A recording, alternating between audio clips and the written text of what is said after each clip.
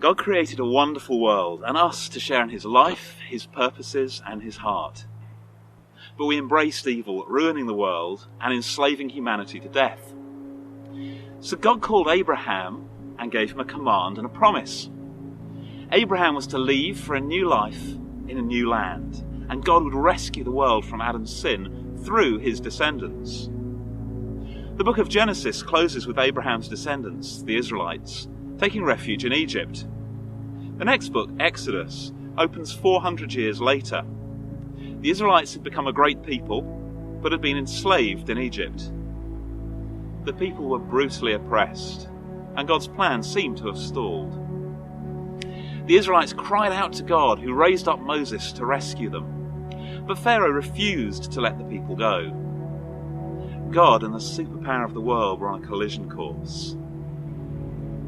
God sent Moses to tell Pharaoh that he'd adopted the Israelites as his son and brought a series of plagues on Egypt, showing the world who was really in charge and delivering the Israelites. The Israelites were protected from the final plague by painting the blood of sacrificed lambs on the doors of their houses. They were led out of Egypt through the Red Sea, which flowed back to drown the pursuing Egyptian army. The Israelites headed into the wilderness towards the land God had promised.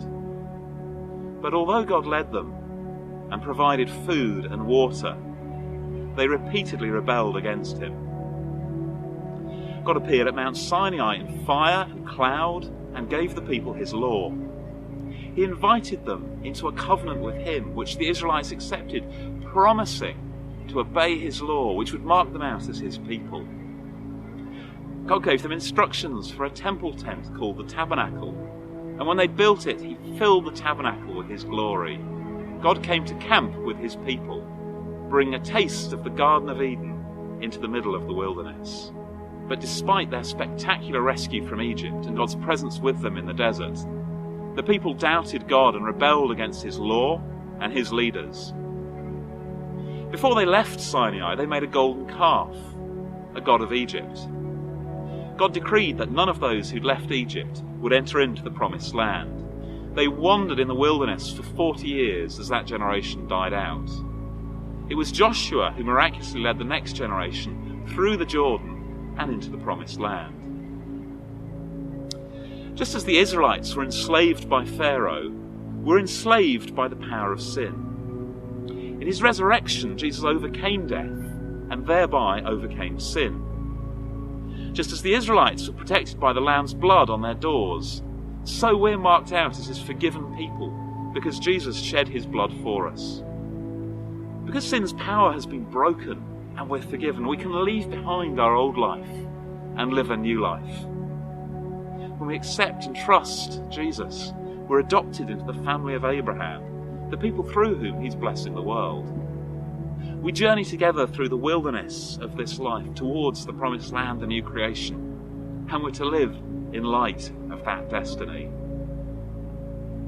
Just as God camped with the Israelites in the desert, so God dwells with us by his Spirit.